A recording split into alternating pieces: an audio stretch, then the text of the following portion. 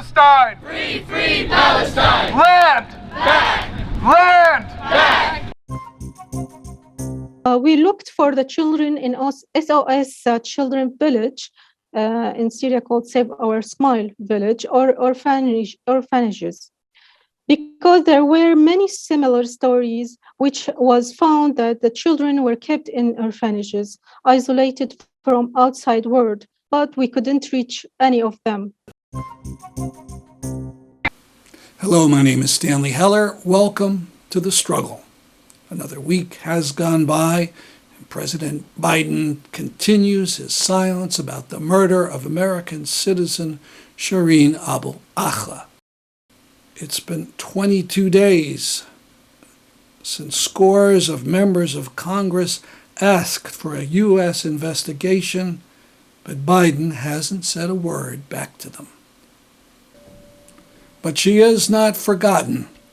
In fact, the Palestine Museum US has commissioned a portrait of Shireen Abu Akleh, which they will install on Sunday, June 19th, at the museum in Woodbridge, Connecticut, in a public ceremony. And get this, the Ben & Jerry's company will be supplying free ice cream. The event will be held in person at that museum at 3 p.m. on Sunday the 19th. Don't miss it.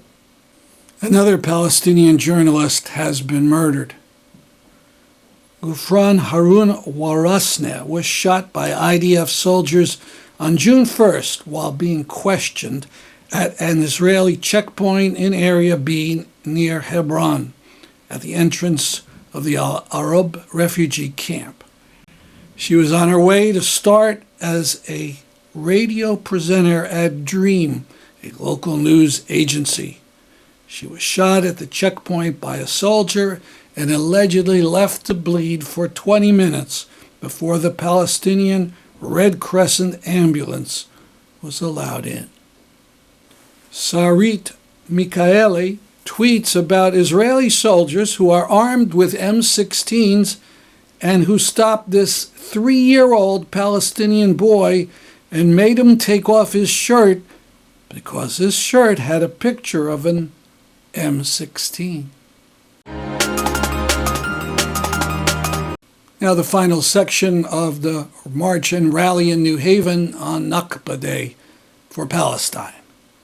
Free Palestine! Free, free Palestine!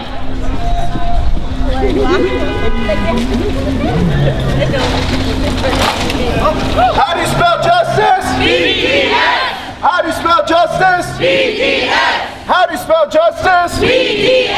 How do you spell justice? BDS! Not another nickel! Not another nickel! Not another dollar! Not another dime! Not another dollar! Not another dollar!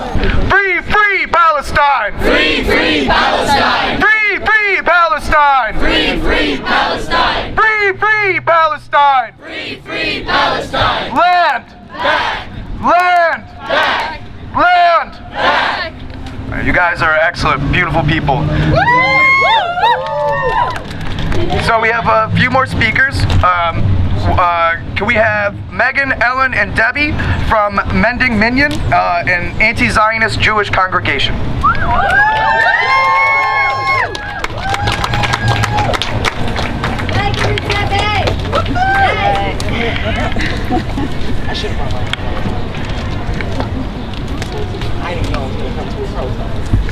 Good afternoon. Good afternoon! So I'm Megan, and we are members of Mending Minyan, and we are a local Jewish group which comes together to build community and resistance without Zionism,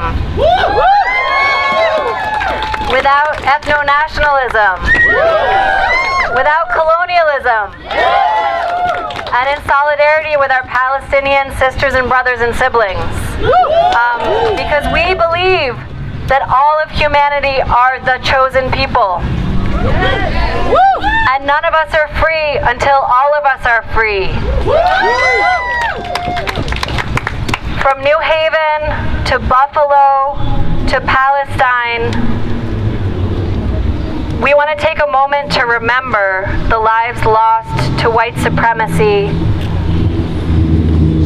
to Zionism, to the ongoing Nakba. Stan mentioned Shireen Abu Akleh, who was killed by Israeli Defense Forces just this week while she was working, documenting the abuses of the military, clearly identified as a journalist. How many journalists have been killed by those occupying forces?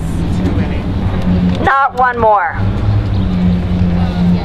We remember just last year when Israeli missiles brought the Associated Press building to the ground.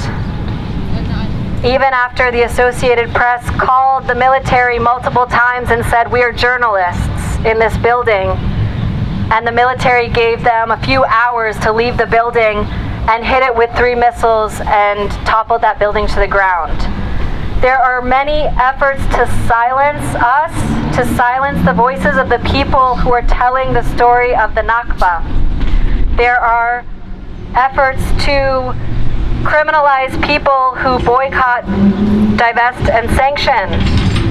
There are efforts to silence Jews who speak out against the Israeli occupation, apartheid, and genocide. But we will not be silent. That's why we're here today. We are going to continue struggling in the name of all the lives that have been taken. Yes. I want to bring the reality of the Nakba, both the past and the ongoing, to my fellow Jews. So that's what I want to do. Yes. And I also want to, I'm part of a group called the Center for Jewish Nonviolence that the motto is, "Occupation is not our Judaism." And just to say that one of the things that they are protesting now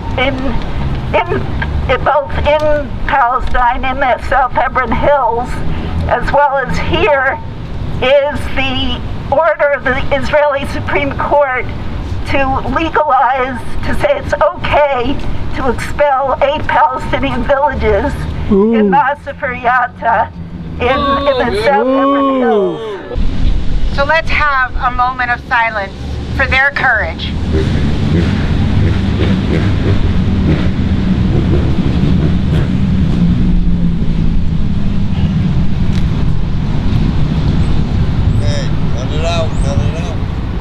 We remember. We remember. So let's make a noise. Let's make a noise so that all of New Haven hears us. Here's our courage, our strength, our resilience, and our resistance. So this is called the Lion's Roar, and I'll walk you through it, and we'll do it together. So I'm gonna briefly do a poem by Mahmoud Darwish, a Palestinian poet. It's called ID Card. Write down, I am an Arab. My ID card number is 50,000. My children, 8. And the 9th is coming after the summer. Are you angry? Write down, I'm an Arab. I work with my toiling comrades in a quarry. My children are 8.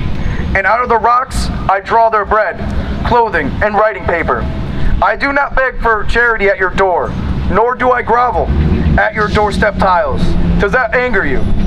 Write down, I am an Arab, a name without a title, patient in a country where everything lives on flared up anger. My roots took firm hold before the birth of time, before the beginning of the ages, before the cypress and olives, before the growth of pastures. My father, of the people of the plow, not of noble masters. My grandfather, a peasant of no prominent lineage, taught me pride of self before reading of books. My house is a watchman's hut of sticks and reeds. Does my status satisfy you? I'm a name without a title. Write down, I'm an Arab, hair coal black, eyes brown, my distinguishing feature.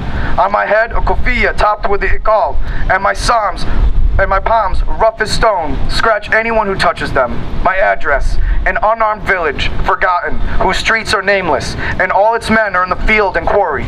Are you angry?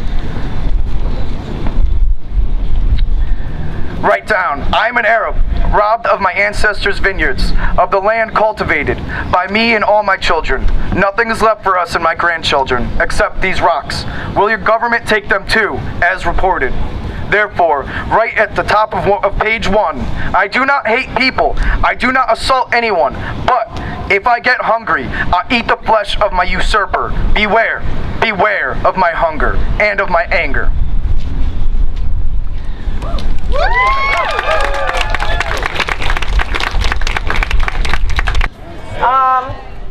I have a message from Gaza, and I'm gonna play it. This is Hur's cousin, my friend Noor. My friend Noor Al-Shair lost her baby cousin and her mother, and her baby cousin's mother last year in May during the bombings. She wants to become a doctor because day in and day out she sees kids dying because Israel does not give them visas to go to the only hospitals where they can get that cancer treatment. And when Israel was bombing her last May, she did everything in her power to get her story out to the world. So I want you to hear some of what she has to say. I'd like to thank you all for standing here for Palestine, the mother of martyrs and the mother of fighting for freedom and liberation. Since day one, since the start of the occupation, of the Israeli occupation in 1948.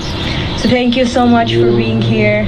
So what I'm trying to say is that we are people who want to live, who want to continue to fight our liberation, despite their F-16s, despite the American F-35s, despite their terrorist military, despite all those white supremacist leaders trying to erase the identity of the Palestinians, trying to fragmentize the Palestinians. Well, guess what? We are one people. So no matter how they try to fragmentize the Palestinians, we are one people, and we're not gonna stop fighting for the liberation of Palestine. When was the biggest anti-war rally in U.S. history? It was May 12th, 40 years ago, when 1 million people jammed into Central Park in New York City to demand an end to the nuclear arms race. They called for a nuclear freeze. There's very little effort to go out in the streets on this issue these days. And every American and Russian president seeks to modernize their forces to increase their ability to wipe out human life faster and faster and have the ability to make the rubble bounce. Hope to have an interview with someone who was there on that May 12th on our next program. This photo on Twitter is striking, but it's not artsy, it's defiant. It's a young Ukrainian woman in bombed-out Kharkiv wearing what she was planning to wear to her high school graduation prom.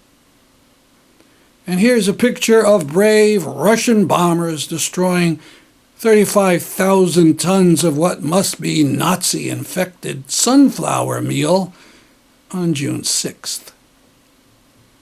And on peace.org, click there for my takedown of columnist Katrina vanden Heuvel's false description of the war against Ukraine as a proxy war. Coming up Wednesday, June 22nd at 6:30, hear from some Brazilian unionists who are on a tour of the U.S. to talk about what they saw in Ukraine when they met with Ukrainian union leaders. Two pictures about China. On June 4th, the annual day of memorial to the massacre of students and workers in Beijing. In 1989, artist Mark Nelson drew this picture about a man who had a tattoo in honor of the man who stood in front of the Chinese tanks. In Hong Kong, one can no longer mention what happened in 1989 or what happened 3 years ago on June 9th when 1 million people in Hong Kong turned out there to protest.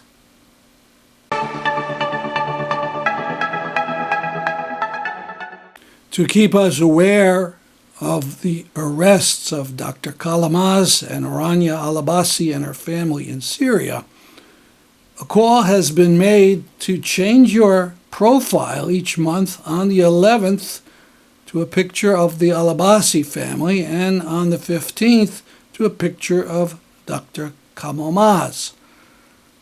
A good idea. Right now you can see the pictures on the site of pepeace.org.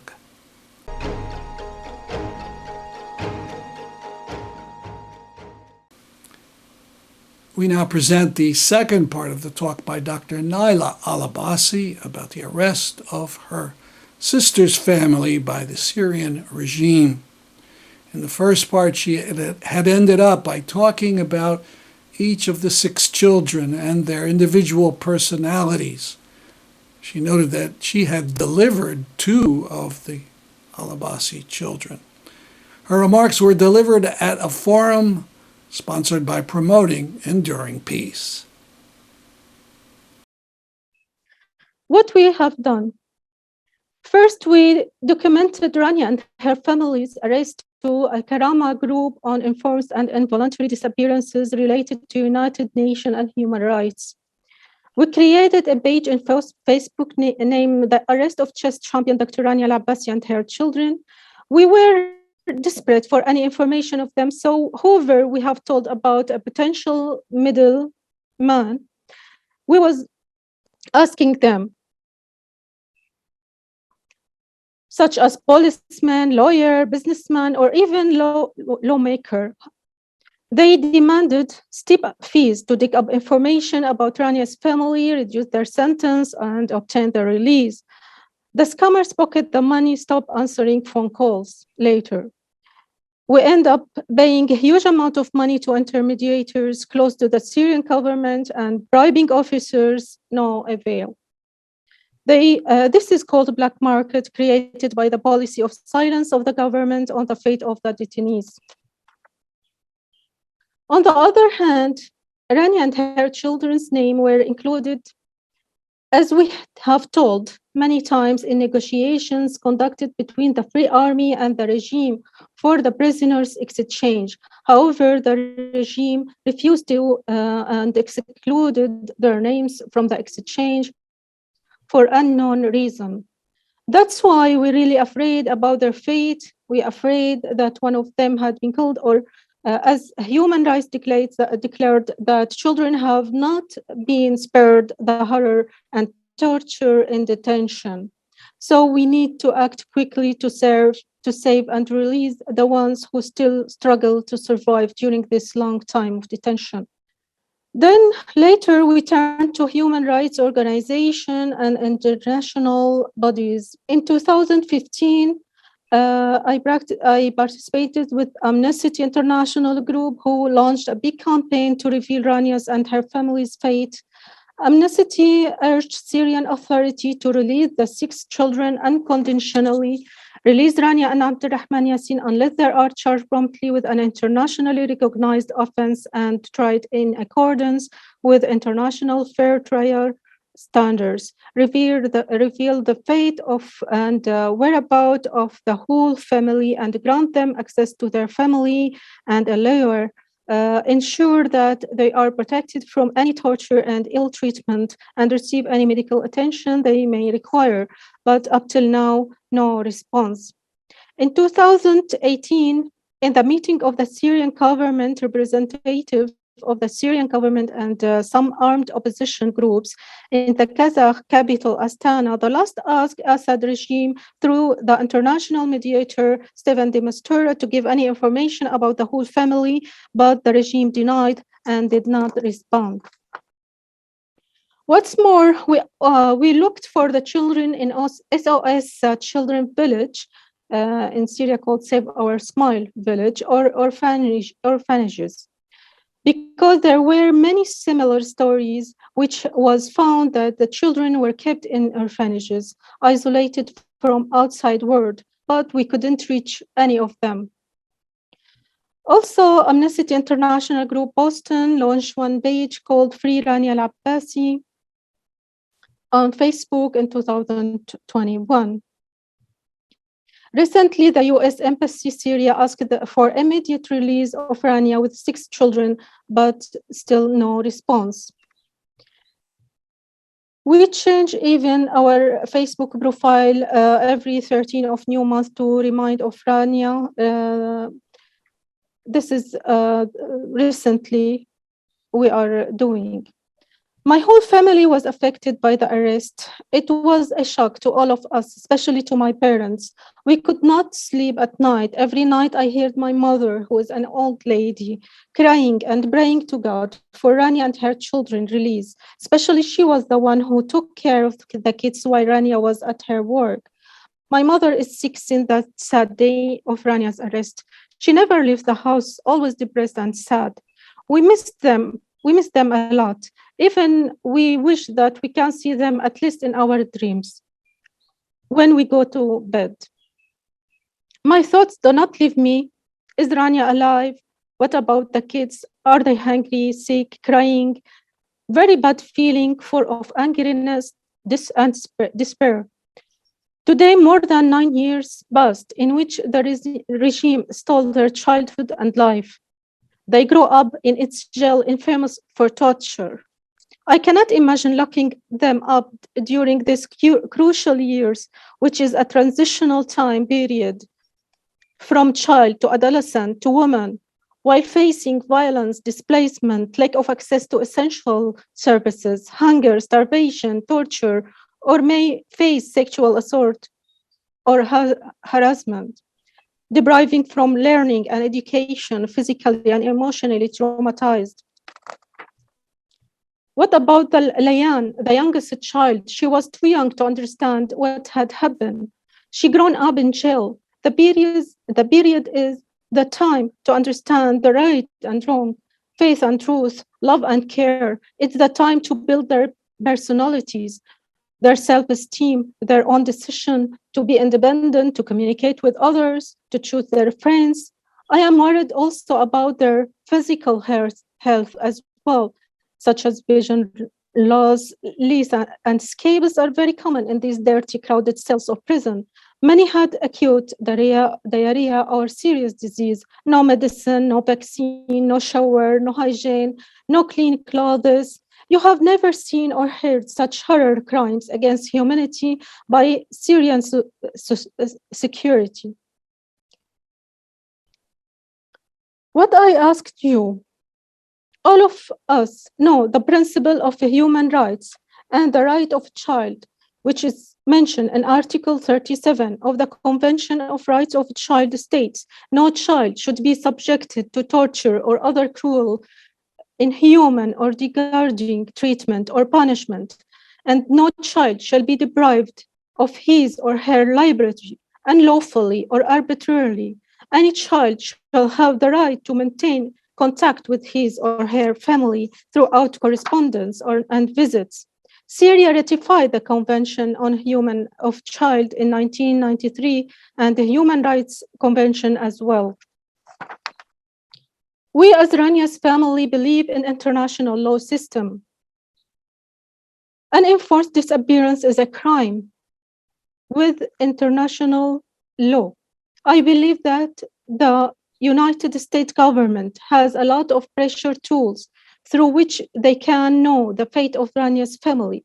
I wish to come out of this event meeting, which I thank you again for having me here and offering support and help to come out through this meeting with a team who have a diplomatic ability to move through Western countries who have the influence in Syria file.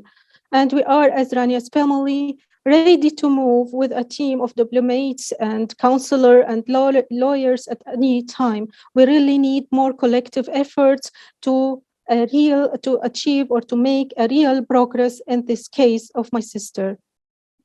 And as I said, we try to make pressure to the political decision makers in the UN and Security Council as well to push the Syrian regime to reveal their fate and release them.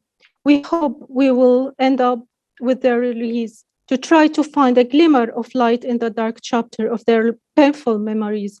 I will conclude of Dima handwriting when she was 10 years old. If time passes and we never meet again,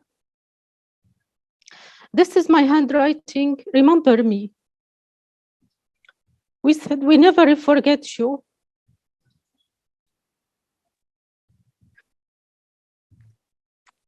You are always in our heart and mind. Nothing can give us hope and happiness, only to see you, all of you, again here. Thank you. Again, do consider changing your Facebook profile to that of the photo of Rania Alabbasi on the 11th of the month.